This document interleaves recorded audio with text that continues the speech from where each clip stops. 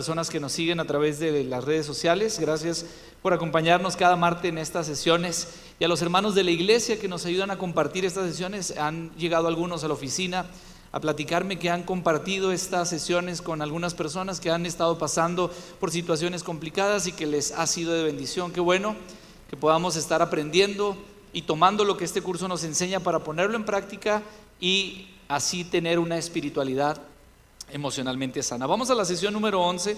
Hoy voy a hablar de un tema que es interesante, como lo hemos visto a lo largo de esta enseñanza, pero quiero tener mucho cuidado con esto porque hay cuestiones psicológicas, psiquiátricas, psicodélicas que entran en este aspecto, en las que debemos de tener mucho cuidado, porque inclusive se han filtrado dentro del cristianismo, y no es por la parte donde me quiero ir en la enseñanza, no es lo que quiero enfatizar de la enseñanza, sino lo correcto en relación a retroceder para avanzar.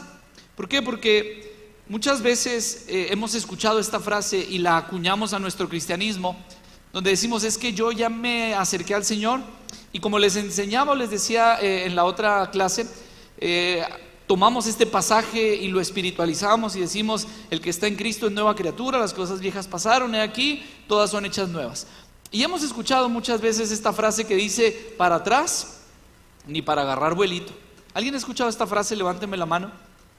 Hemos escuchado esta frase, entonces la espiritualizamos y decimos: no, para atrás no volteamos para atrás, no olvidamos lo que pasó, no pasó nada, todo está bien, ahora estoy en Cristo, soy nueva criatura, ya todo pasó y no debemos de fijarnos. Ahora, lo que quiero hablar es justamente sobre eso, retroceder para avanzar. Y es un estudio muy práctico, y el autor es muy intencional en este sentido, porque, como le decía, retrocedemos para avanzar, hay que poner nuestra mirada hacia atrás, pero no se trata de regresiones, porque esta es la palabra que es muy delicada en el sentido espiritual y en el sentido emocional. No hablamos de regresiones.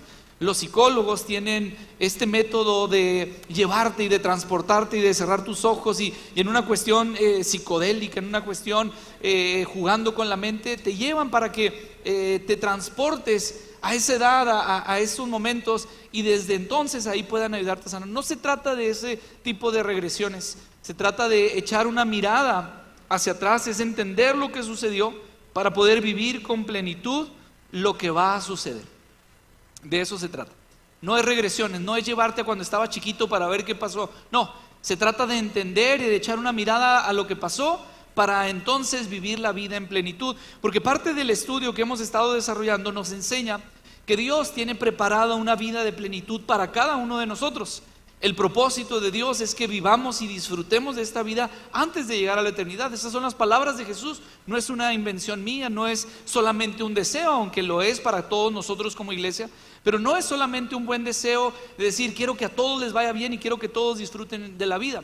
Jesús dijo: yo he venido para traer vida y vida en abundancia. Y cuando les predicaba yo sobre este pasaje, les enseñaba que esa vida no se refiere a la vida eterna, porque más adelante Jesús viene a hablar lo importante que es la vida eterna, pero que Él tiene vida de abundancia para nosotros aquí. Y abundancia no me refiero a la parte económica, me refiero a la parte espiritual y a la parte emocional. Una vida abundantemente que pueda ser rica en espiritualidad y que pueda ser rica en emociones para vivir la vida que Dios tiene. Entonces, no se trata de regresiones. Habiendo dicho esto, se trata de entender de lo que sucedió para vivir en orden y en la plenitud de lo que va a suceder. Y para esto quiero hablar de un ejemplo, el autor nos lo menciona, que es José el soñador. Todos conocemos la historia y es un ejemplo bíblico muy claro de cómo se puede retroceder para poder avanzar. Cuando nosotros vamos a la escritura, hermanos, nos damos cuenta de que una cuarta parte del libro de Génesis habla sobre la vida de José, y cómo José, si me permite decirlo desde la perspectiva de este estudio, retrocedió para poder avanzar. No se olvidó de lo que pasó, no tuvo una regresión, pero sí retrocedió para poder avanzar. Y una cuarta parte del libro de Génesis nos habla cómo José se convierte en un adulto espiritual y al mismo tiempo se convierte en una persona espiritualmente madura, que es justamente lo que buscamos con el estudio: una espiritualidad emocionalmente sana, emociones fuertes, espiritualidad fuerte. Ser maduro emocionalmente, ser maduro espiritualmente. Ahora, esto es interesante porque, al igual que la mayoría de las familias, la familia de José se caracterizaba por gran angustia y gran tristeza. En una de las clases le mencionaba una de las predicaciones del pastor Dante Gebel, que menciona las flechas rotas, y habla que todos tenemos situaciones que hemos experimentado, y donde se experimentan estas situaciones pues es en el entorno más cercano. Muchas veces es dentro de la familia donde se experimentan estas situaciones. La vida de José, una referencia importante para entender lo que significa retroceder, para avanzar, nos habla de una familia que se encontraba o que se caracterizaba por la angustia y por la tristeza. El pastor lo predicó hace poco respecto al proyecto 1730, algunos lo recordarán, y habla sobre la vida de José, la transición y todo lo que tiene que vivir, pero que a fin de cuentas la mano de Dios estaba ahí. Ahora, quiero recapitular un poco sobre eso. Para este momento en la escritura o en la historia donde vamos a partir, la Biblia me enseña que José tiene 17 años. José es el hermano número 11 de 12 hermanos. Pero aunado a esto, José se convierte en el favorito de su padre. Tiene Jacob cierto favoritismo, tiene cierta aprehensión o afinidad con él. Lo importante de esto es que su padre tiene 2 esposas y tiene 2 concubinas. Y no es algo que Dios permite, es algo que los hombres en el Antiguo Testamento fueron tratando de interpretar, como también se lo he dicho en otra ocasión. Las palabras son fáciles de reinterpretarse o de ajustarse a la interpretación humana. Y cuando nosotros vamos al Antiguo Testamento nos damos cuenta de que personas tuvieron 2 esposas, y uno dice, bueno, entonces Dios permite eso. No, desde el principio Dios lo dejó claro. Por eso dejará el hombre a su padre y a su madre y se unirá a su mujer, y serán los 2 una sola carne. Ese era el propósito de Dios. En la reinterpretación el hombre va diciendo, bueno, pues yo creo que yo puedo tener otra esposa, y si Dios me pidió que yo tenga descendencia y no puedo tener descendencia, bueno, pues voy a tener una concubina, voy a tener una mujer más para que ésta me dé hijos, y así poder cumplir el plan y el propósito de Dios. Bueno, para este punto, el padre de José tiene 2 esposas y tiene 2 concubinas. Ahora, quiero hacerle esta pregunta: ¿cuántos han tenido momentos difíciles, momentos incómodos, momentos de conflicto en su casa? Levante la mano. Dentro de su casa, en su techo. Todos. ¿Por qué? Porque los problemas suceden y surgen ahí en la familia. Ahora, el tema es que todas estas personas viven bajo el mismo techo. Todos estos hermanos, este papá, estas mujeres, todos viven bajo el mismo techo.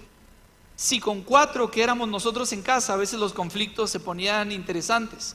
No sé cuántos son en su casa, ahorita en mi casa somos 5, y aunque son 3 pequeñitos, de repente se ponen las cosas medio turbias y medio complicadas. Ahora imagínense toda esta cantidad de personas viviendo bajo la misma casa, todo lo que se vivió, todo lo que se experimentó. Y esto es solamente para ponernos en contexto. La Biblia me dice que para entonces José está recibiendo sueños, está recibiendo visiones, y tal vez no sabe o no ha entendido la forma de comunicarlos y de compartirlos. Y por lo que alcanzamos a ver de la Biblia, vemos que José parece un tanto inmaduro. Tiene 17 años, es un adolescente prácticamente. La Biblia nos muestra, o nosotros podemos intuir, que José se ve como ignorante en medio de la situación, y podemos decir que hasta arrogante por la forma en la que se expresa, por la forma en la que comparte, pero es parte de lo que están viviendo en relación a los sueños, a las visiones. Ahora, la historia todos la conocemos. Fue tanto el odio de los hermanos hacia la vida de José que fingen su muerte, lo venden como esclavo, y José termina en Egipto. Y quiero que note el grado y la cantidad de secretos que como familia se van acumulando y que se van haciendo como no pasó nada. Tú sigue la vida. Fingimos que nuestro hermano murió, fingimos su funeral, fingimos que él estaba muerto, le llevamos las ropas ensangrentadas a nuestro padre, fingimos, pero no pasa nada. Tú déjalo atrás y sigue para adelante, sigue para adelante. Y note cómo los secretos se van acumulando dentro de la familia. Una familia que espiritualmente y emocionalmente estaba muy enferma. Ahora, me gusta de tiempo en tiempo darme esta oportunidad de ver algo en la televisión, de entretenerme. Y para aquellos que les gusta ver la televisión, ver Netflix, sabrán que ahorita está muy de moda, o en los número 1 en Netflix, una serie que se titula Monstruos. No sé si alguien sepa de esto o lo ha visto, pero habla en relación a una familia, la familia Menéndez, que era un cubano-americano que llegó a Estados Unidos y que luchó por tener el sueño americano. se casó con una mujer americana, empiezan a tener una vida de ensueño con grandes lujos, empieza a adquirir mucho prestigio, mucha posición este señor. Pero la historia es tan terrible, discúlpeme que le haga el spoiler si usted no la ha visto. El tema es que los dos hijos, estos son los dos hijos de la familia Menéndez, del señor Menéndez y su señora, terminan asesinando a sus padres con escopetas en la propia sala de su casa para quedarse con su fortuna. Para ellos ya era muy difícil, y el asunto es que ellos los matan, pero fingen que fue alguien más, que ellos no fueron, y empiezan a derrochar, empiezan a gastar dinero, empiezan a comprar cosas lujosas, vivían en Los Ángeles, empiezan a ir a partidos de básquetbol, a comprar carros, a comprar relojes, y eso es lo que despierta las alertas de las personas que están investigando el caso. Terminan investigando y se dan cuenta de que son sus hijos los responsables del asesinato de sus propios padres. Los dos se pusieron de acuerdo, confabularon y fueron y asesinaron a sus papás. Esto nos habla de personas que emocionalmente están muy enfermas, que algo sucedió. Incluso la serie así los menciona como monstruos. Ahora, le menciono esto porque cuando nosotros vamos al Antiguo Testamento, no es muy diferente lo que los hermanos de José hicieron con José. El propósito era el mismo, ellos querían matarlo, pero para no condenarse, uno de ellos aboga y dice: no, ¿para qué nos metemos en esta situación tan complicada? Vamos a venderlo. El propósito era el mismo, la intención era la misma.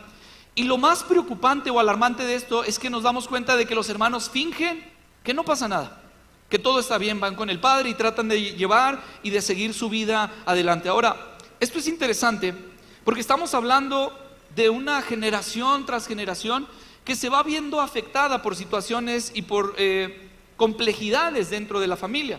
Hablamos de Abraham, hablamos de Isaac y hablamos de Jacob, los patriarcas de la nación de Israel. Y es interesante ver que cuando nosotros vemos la genealogía de esta familia, encontramos muchas mentiras, encontramos muchas verdades a medias. La Biblia me enseña que Abraham mintió sobre Sara, su esposa, diciendo que no era su esposa, y no lo hizo una vez, lo hizo 2 veces, para evitarse algún problema, algún conflicto, para evitar que lo mataran. Él miente en relación a el parentesco, o la relación más bien que tiene con su mujer. La vida y el matrimonio de Isaac y de Rebeca se caracteriza por las mentiras. Jacob le mintió casi a todas las personas que tuvo a su alrededor, fue conocido como el impostor, fue conocido como una persona que usurpó un lugar que no le correspondía. Los hermanos de José ahora mienten, fingen el funeral, guardan la mentira por años.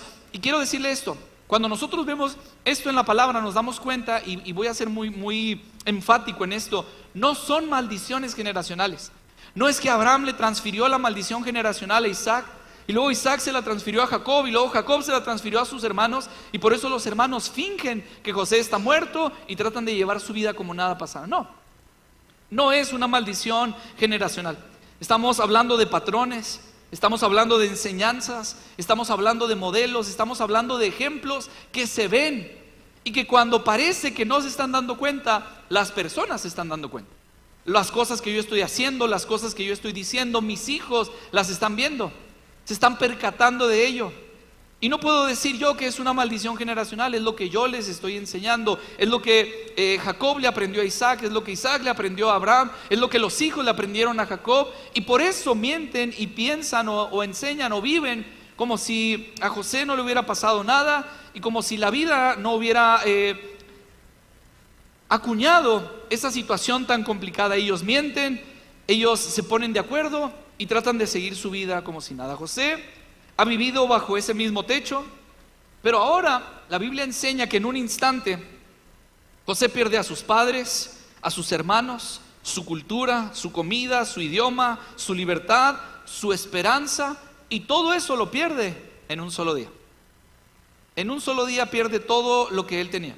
Ahora, al tiempo, usted conoce la historia, en la casa de Potifar se le acusa de violación y va a la cárcel por años. Los historiadores discrepan ahí si fueron 10 años, si fueron 13 años, están peleando ahí para ver cuántos años fueron, pero fueron más de 10 años los que José pasa en la cárcel.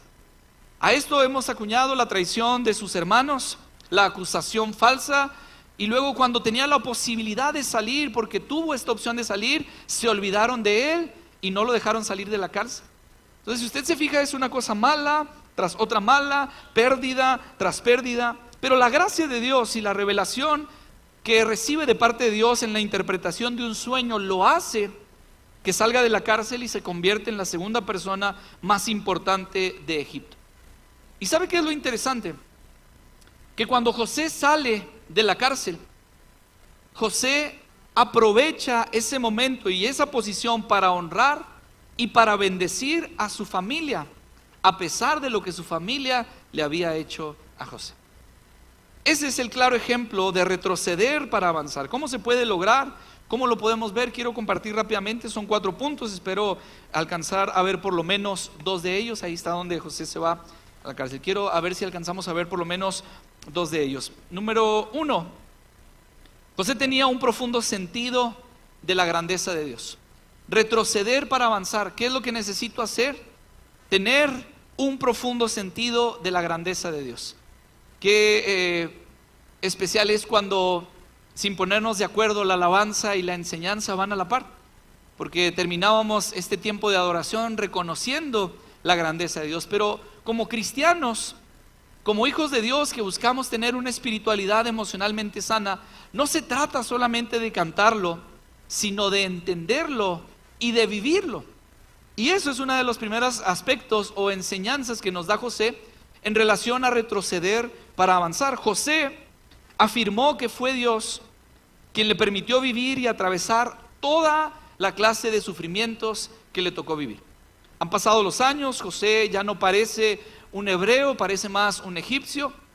Ha llegado a un grado elevado en cuanto a la jerarquía, es el segundo más importante de una de las naciones o de la nación más importante en el medio cultural o en ese tiempo en la cultura. Y él dice, Génesis capítulo 45, verso 8, la primera parte: por lo tanto, fue Dios quien me envió a este lugar y no ustedes. Ese es tener un profundo sentido de la grandeza de Dios. Y este sentido profundo de la grandeza de Dios se experimenta aún cuando pasamos por el valle de sombra y de muerte. El salmista lo expresó: aunque ande en valle de sombra de muerte, no temeré. José atravesó, experimentó, pasó por el valle de sombra, pero él entendió, en este profundo sentido de la grandeza de Dios, entendió que era Dios guardándolo y permitiéndolo que pasara por ese valle. Creo que una de las cosas que más hacemos cuando las cosas nos salen mal o no salen como queremos, o hay alguna desgracia o hay algún evento catastrófico en nuestra vida, lo primero que hacemos es preguntarle a Dios: ¿por qué me pasa esto? Un sentido profundo de la grandeza de Dios es entender que Dios está detrás de eso que me está pasando. Es entender que Dios está allí, en medio de eso que me está pasando. José entendió que Dios lo guiaba de manera misteriosa a sus objetivos a través de la oscuridad. Y lo puedo decir así: Dios, el Señor Todopoderoso, que tiene toda la historia bajo su control, trabaja muchas veces de formas que no entendemos, pero que tienen un propósito divino para nuestras vidas. Y Dios nunca pierde nada de nuestro pasado para su futuro cuando nos rendimos ante Él, cuando rendimos nuestras vidas ante Él. Todas las cosas que pudieron haber sucedido, que pudimos haber experimentado, no se pierde nada en medio del propósito de Dios. Y José se sostuvo de la bondad y del amor de Dios, aun cuando las circunstancias se ponían peor. Y recapitulamos la historia. ¿Qué puede salir peor si tus hermanos te han traicionado y te han vendido? Bueno, ser esclavo. Y parece que las cosas empiezan a salir bien. ¿Qué puede salir peor? Ser acusado injustamente y llevado a la cárcel. ¿Qué puede salir peor? Bueno, parece que ya voy a salir de la cárcel, pero no sales de la cárcel. ¿Qué puede salir peor? Y parece que las cosas van de desgracia en desgracia, pero José aprendió a sostenerse del amor de Dios y de la bondad de Dios, retroceder para avanzar. ¿Y cuál es el aspecto de esto? Número 2, retroceder para avanzar. José admitió honestamente la tristeza y la pérdida de su familia. La mayoría de nosotros, hermanos, nos resistimos a retroceder y sentir dolor y la pena de nuestro pasado. Entonces espiritualizamos y decimos: no, es que lo viejo ya quedó atrás, no pasó nada, no, así déjalo, no. No le escarbes ahí porque después salen cosas que no tendrían que salir o van a aparecer cosas que no deberían de aparecer. Y muchos de nosotros nos resistimos a retroceder y eso nos limita a no avanzar en la vida de plenitud que Dios tiene para con nosotros. José, la Biblia enseña que lloró varias veces cuando volvió a unirse con su familia. Entonces puedo decirlo así, número 2, no minimizó los años dolorosos. A pesar de que había sucedido todo lo que había sucedido, no minimizó. Y no dijo, ya no hay razón para llorar. Él experimentó la tristeza y el dolor por lo que había sucedido. Echó una mirada a lo que había pasado, pero no se estancó ahí, ni lo hizo para tomar venganza y justicia, sino que lo hizo para reconocer su posición y saber de ahí a dónde iba a seguir. Número 3, fue honesto con su pena delante de ellos. No les ocultó los sentimientos, él los expuso y les dijo lo que sentía y lo que había experimentado a sus hermanos y a su familia. Número 4, perdonó sinceramente a sus hermanos, a pesar de que sus hermanos lo habían traicionado. Y los perdonó con sinceridad. Número 5, pudo bendecir por encima de la traición. Cuando hay una espiritualidad emocionalmente sana, aprendemos a crecer emocionalmente y aprendemos a crecer espiritualmente. Y muchas veces emocionalmente nos limitamos a perdonar a las personas que nos han dañado porque lo espiritualizamos. Dios se va a encargar, Dios lo va a hacer, pero la responsabilidad emocional es mía. José estaba en una posición en la que podía decir, del Dios del que me he sostenido durante estos años, del Dios del que me he sostenido en medio de las tragedias y de este valle de sombra, Él se encargará de hacer justicia. Pero Él no se limitó a eso. Él expuso sus emociones, fue honesto con Él mismo, fue honesto con su familia, perdonó, y ese perdón le dio la posibilidad de poder bendecir a sus hermanos y de poder bendecir a su familia. Número 6, no solamente los perdonó y fue de bendición a través del perdón, sino que se ocupó de su familia económicamente, emocionalmente y espiritualmente. Y él les dice esto a sus hermanos: Dios me hizo llegar antes que ustedes para salvarles la vida a ustedes y a sus familias y preservar la vida de muchos más. Una de las traducciones menciona esto como un extraordinario rescate, ayudar y salvarlos a ustedes, pero no solamente a ustedes, sino a sus familias y a muchas personas más. Dios me envió aquí, lo que ustedes tal vez planearon para mal, Dios lo tomó para bien, porque yo supe sostenerme de su amor y de su gracia. ¿Cómo hubiera sido la historia si en lugar de José sostenerse de la gracia de Dios, de la bondad de Dios, del amor de Dios, permite que sus emociones lo controlan, lo dirijan y le dicten qué es lo que tiene que hacer? ¿Qué hubiera pasado si José responde a sus hermanos con reproche? ¿Qué hubiera pasado si José responde con toda la autoridad que él tenía? Ahora, ¿cómo reaccionamos nosotros con aquellos que están cerca de nosotros en relación a las ofensas o a lo que han hecho? Y José experimentó situaciones realmente complicadas, pero aprendió a depender de Dios. Y él siempre entendió este principio: Dios es el que me ha permitido atravesar esto, es el que me ha permitido llegar y me ha permitido hacerlo para poder ser de bendición. Creo que sí alcanzamos a ver rápidamente los 4 aspectos que quiero compartir. Número 3, José reescribió el guión de su vida de acuerdo con las Escrituras. Todas las familias, hermanos, les digo, tenemos deficiencias, y es en el crecimiento con nuestra familia donde suceden ciertos acontecimientos traumáticos. Todos vivimos, no por algo precisamente que nos haga la familia, pero es en el entorno familiar, en el crecimiento familiar, en el desarrollo de nuestra vida, donde va a haber ciertos acontecimientos traumáticos, cosas que nos van a traumar, alguna situación que vimos, alguna situación que escuchamos, algún defecto que percibimos, alguna palabra que nos dijeron, algunas frases que se nos quedaron guardadas en el corazón y en la mente, y son acontecimientos traumáticos. Ahora, estos acontecimientos traumáticos regularmente nos llevan a mensajes negativos y hablan a nosotros mensajes negativos. Estos mensajes negativos por lo general dirigen de manera inconsciente nuestras vidas. Y entonces vamos avanzando por la vida creyendo que somos inútiles, porque nuestro padre no se cansó de decirnos que éramos inútiles todo el tiempo. Y vamos por la vida pensando que somos buenos para nada, porque nuestros padres nos dijeron: es que eres un bueno para nada, eres un bueno para nada, no sirves para esto, no sirves para nada. Y esos acontecimientos traumáticos dan mensajes negativos. Esos mensajes negativos inconscientemente van afectando la vida y nos van haciendo tomar decisiones que son decisiones con base a estos mensajes. Eventos traumáticos que, insisto, no son propios de la familia, son parte de la vida, pero que se viven y se experimentan allí.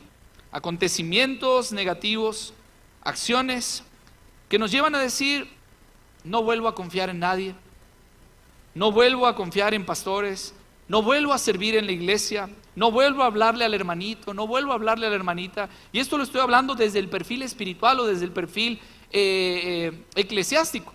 Hay personas que se han alejado de la iglesia, que se fueron de Monte de los Olivos o de otra iglesia y que dijeron: no vuelvo a ir a la iglesia por esto que me pasó, por esto que me hicieron, por esto que me dijeron. Y un evento traumático que no quiero restarle importancia, porque probablemente fue algo que lo lastimó, fue algo que lo hirió, pero un evento o acontecimiento traumático le dictó un mensaje negativo, y ese mensaje negativo inconscientemente lo hizo tomar una acción de decir: no vuelvo a pisar una iglesia cristiana, como si Cristo hubiera tenido la culpa de lo que le pasó. José pudo haber pensado y haber dicho: no quiero volver a ver a mi familia en toda mi vida, y si los vuelvo a ver, que se agarren por lo que les espera. Imagínense, estamos hablando de la segunda persona más importante. Si se piensa desde el acontecimiento traumático, si José le da cabida y rienda suelta a los mensajes equivocados que pudo haber experimentado, y estos dictan sus acciones, la historia bíblica hubiera sido muy distinta. Pero él sabía lo importante que era retroceder para avanzar, no ocultar sus emociones, saber lo que había experimentado, saber que eso fue traumático para él, pero no iba a dejar que eso, por más traumático que fuera, le dictara qué era lo que iba a hacer y cómo iba a comportarse. Eso lo dejó en manos de Dios y Dios fue el que le ayudó. Una dirección inconsciente. Ahora, la pregunta para nosotros es: ¿estamos avanzando en la vida que Dios nos prometió? ¿Estaremos avanzando en la vida de plenitud que Dios nos habla en su palabra?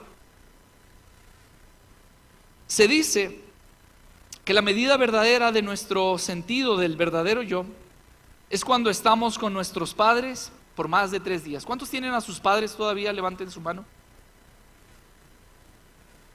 Los estudiosos, o parte de este estudio que el autor nos menciona, llegan a esta conclusión y se dice que la medida verdadera de nuestro sentido del verdadero yo, cómo soy yo realmente, es cuando estamos con nuestros padres, a pesar de los años que tengamos, por más de 3 días. Y lo dice en el sentido de cuántos años te sientes cuando estás con tus padres. ¿Eres el adulto de 38 años cuando estás con tus padres, o después de 3 días te sientes todavía como ese niño de 5 años, de 7 años, de 8 años?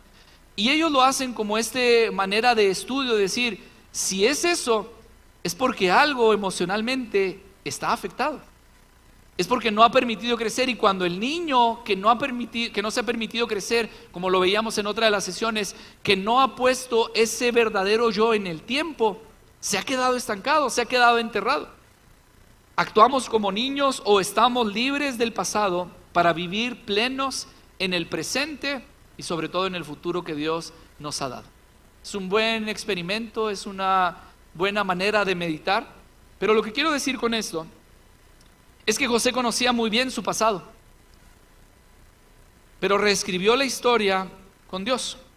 Él dejó que Dios fuera escribiendo, y tal vez esas líneas que se fueron torciendo y esos acontecimientos traumáticos que lo hicieron pensar cómo debería de actuar, se limitaron y fueron sofocados por el amor de Dios y por la bondad de Dios, de tal manera que él aprendió a depender de Dios aún en los momentos más difíciles, aún en las situaciones más traumáticas, aún en los momentos más complicados. Si alguien pudo haber experimentado estos acontecimientos traumáticos, la Biblia y la historia de José nos enseñan que fue él. Pero a pesar de eso, él aprendió a retroceder para poder avanzar. Y número 4 y último, José se unió a Dios para ser una bendición. Mire, José podía castigar a sus hermanos.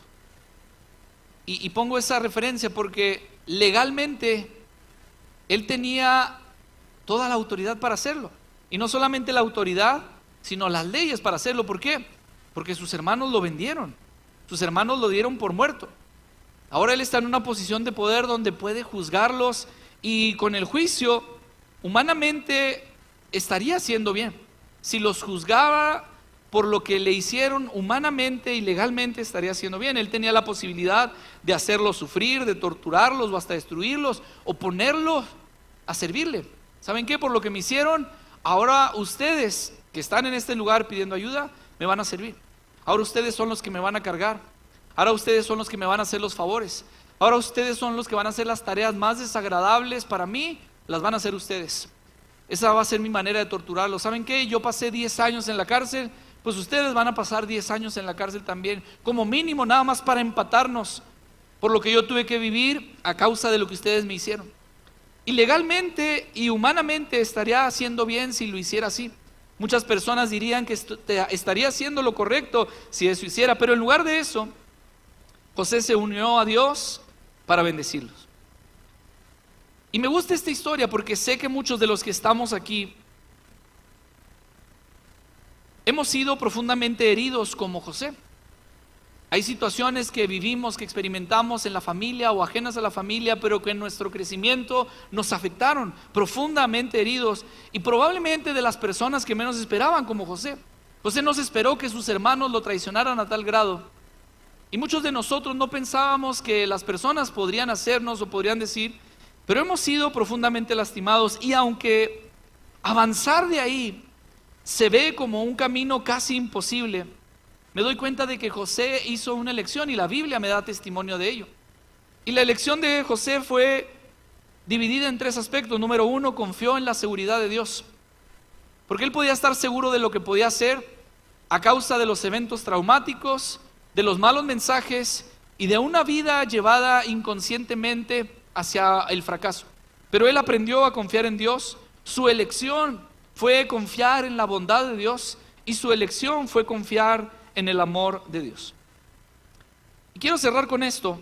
Voy a invitar a los muchachos si pueden venir, porque esta historia me enseña que muchas veces nosotros vamos a pasar por situaciones difíciles, complicadas, que personas nos pueden herir y que pueden herirnos profundamente, que puede haber eventos traumáticos en nuestras vidas, que pueden darnos mensajes negativos, que inconscientemente nos pueden ir marcando el rumbo de nuestra vida por las acciones que nosotros tomamos a través de esos mensajes. Pero el mensaje es sencillo: hay elecciones diarias que se centran alrededor de nuestro tiempo con Dios. José supo tomar la elección correcta, la decisión correcta, la bendición por encima del castigo, el cuidado de sus hermanos, el hacerse cargo de ellos emocionalmente, económicamente y espiritualmente por encima de lo que pudo haberles hecho con justa razón. Y lo hizo por el tiempo que pasó con Dios. Este tiempo que pasó con Dios lo llevó a tomar la elección de aprender a confiar en el amor de Dios, en la bondad de Dios, en la misericordia de Dios, en la seguridad de Dios. Y eso hizo posible que las heridas más profundas en su corazón no le llevaran a tomar acciones que lo hicieran un miserable y no vivir la vida en plenitud que Dios le había mandado vivir. Todos nosotros tenemos una vida que Dios ha diseñado para que vivamos en plenitud.